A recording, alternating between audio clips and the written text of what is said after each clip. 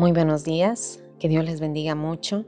El título para el devocional de hoy es Palabras humildes y correctas, basado en Proverbios capítulo 25, versículo 1 al 13 en la versión NBI. Dice así: También estos son otros proverbios de Salomón, copiados por los escribas de Ezequías, rey de Judá. La gloria de Dios es ocultar un asunto y la gloria de los reyes es investigarlo. Tan impenetrable es el corazón de los reyes, como alto es el cielo y profunda la tierra. Quita la escoria de la plata y de allí saldrá material para el orfebre. Quita de la presencia del rey a oficiales malvados y el rey afirmará su trono en la justicia.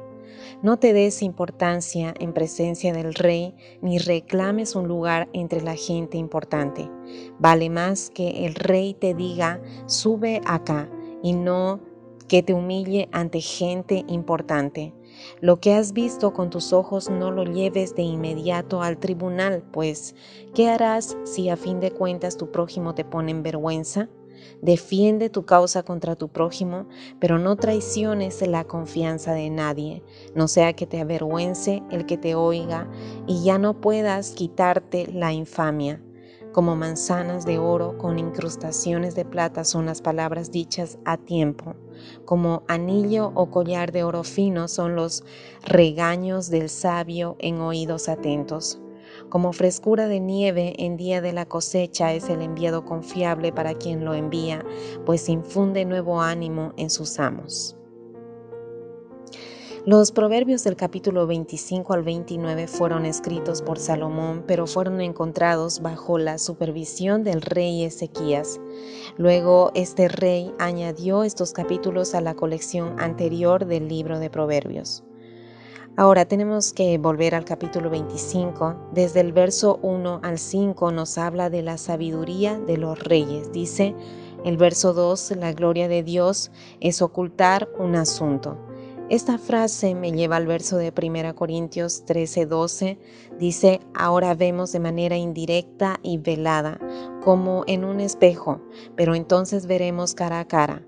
Ahora conozco de manera imperfecta, pero entonces conoceré tal y como soy conocido. Hay misterios de Dios que no vamos a entenderlos, no vamos a comprender por completo, misterios espirituales y materiales. Tal vez logremos tener una visión velada de ellos. Un comentarista dice que hay muchas cosas que Dios ha ocultado. Esta es una expresión de toda su gloria. Es una de las maneras de Dios de decir, ¿te sorprende lo que ves? Sin embargo, lo que no ves, lo que he ocultado es aún mayor. Por ejemplo, en cuanto a lo oculto al mundo material, cuando miramos en la tele sobre el mundo marino, es impresionante la infinidad de especies y las que quedan por descubrir, porque aún no se pudo llegar a la profundidad exacta del mar. La ciencia avanza y nuevos descubrimientos cuentan la gloria de Dios, pero aún hay más. Lo que veo me asombra, pero Dios ha ocultado aún mayores tesoros de conocimiento y sabiduría en su creación. Hoy es un hermoso día para glorificar a Dios y darle gracias porque en estos asuntos que nos ocultó vemos toda su gloria. La segunda parte del verso 2 dice, y la gloria de los reyes es investigarlo. Es la gloria de los grandes hombres buscar lo que Dios ha ocultado.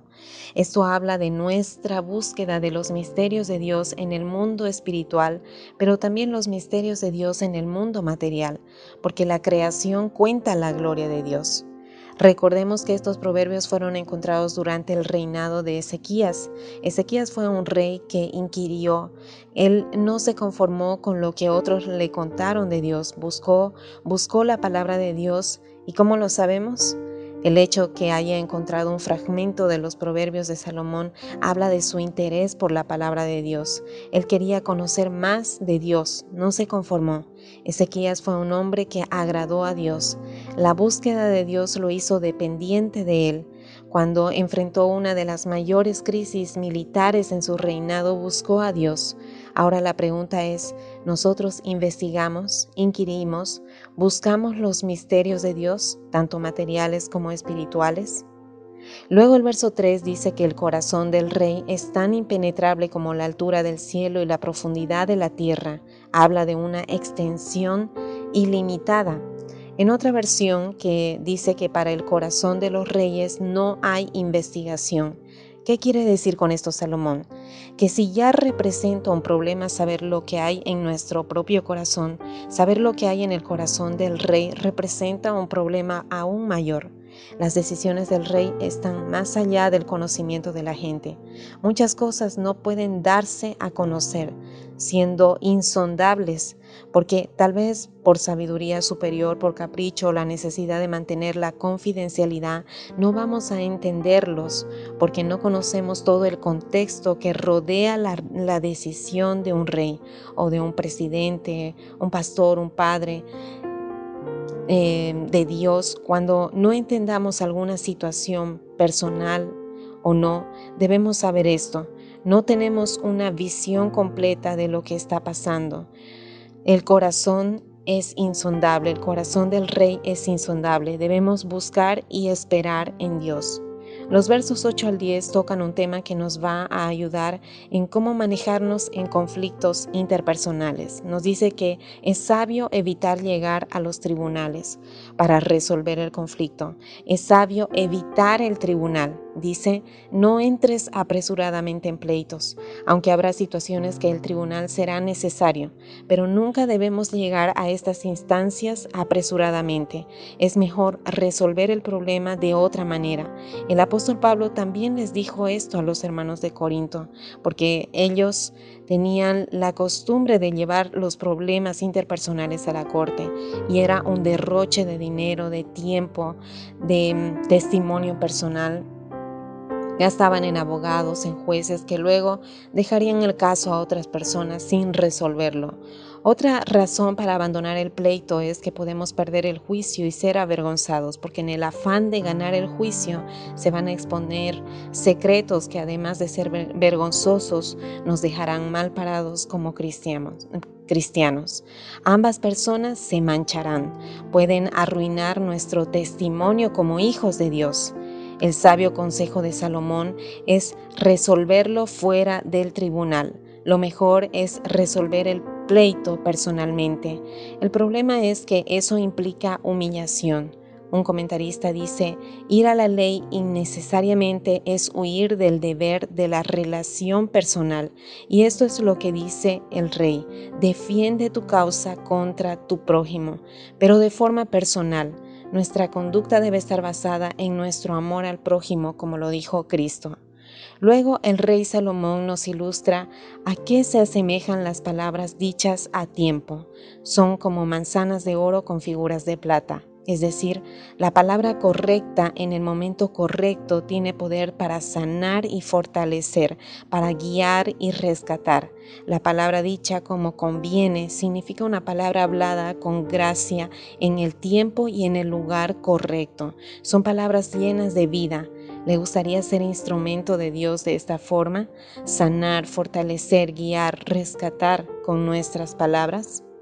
También dice Salomón que una palabra bien expresada puede ser una reprensión cuando se encuentra con un oído obediente. Son como joyas hermosas.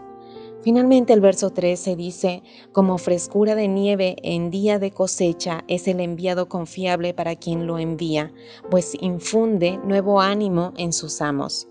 El tiempo de la cosecha se caracterizaba por las altas temperaturas, así que la frase como frescura de nieve probablemente haga referencia a una bebida enfriada con nieve. Durante los veranos calurosos, los trabajadores traían nieve y hielo de las altas montañas y los almacenaban en casas de nieve o cuevas de nieve. Fueron transportados, por ejemplo, y aislados con yute. Imaginemos un día de calor intenso.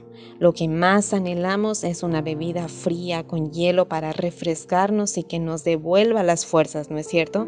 Esta ilustración utiliza Salomón para el fiel mensajero, amado por quien envía el mensaje que sería el amo o remitente de esta carta. Esta carta contiene verdades que son como esa bebida fría en el intenso calor. Dios quiere que seamos mensajeros fieles de su evangelio, mensajeros del amor de Dios que ya hemos conocido y que tenemos que dar también a otros. Dice que el amo o el remitente, que en este caso es Dios, estará complacido con el trabajo de sus hijos. Dice, infunde buen ánimo al remitente. Es un enviado confiable o fiel en otra traducción. A todos nos gustaría relacionarnos con gente confiable o fiel, ¿verdad? Trabajadores fieles, estudiantes fieles, confiables, una esposa, un esposo fiel, hijos confiables, etc. ¿Cuánto más nuestro Dios? ¿Somos enviados confiables o fieles delante de Dios? Papá, gracias por tu palabra porque nos desafías a seguir conociéndote. Aunque ahora vemos oscuramente, anhelamos conocerte aún más. Ayúdanos a ser enviados confiables y fieles. Gracias, Señor Jesús, por este hermoso día. En el nombre de Jesús, amén y amén. Que tengan un bendecido fin de semana.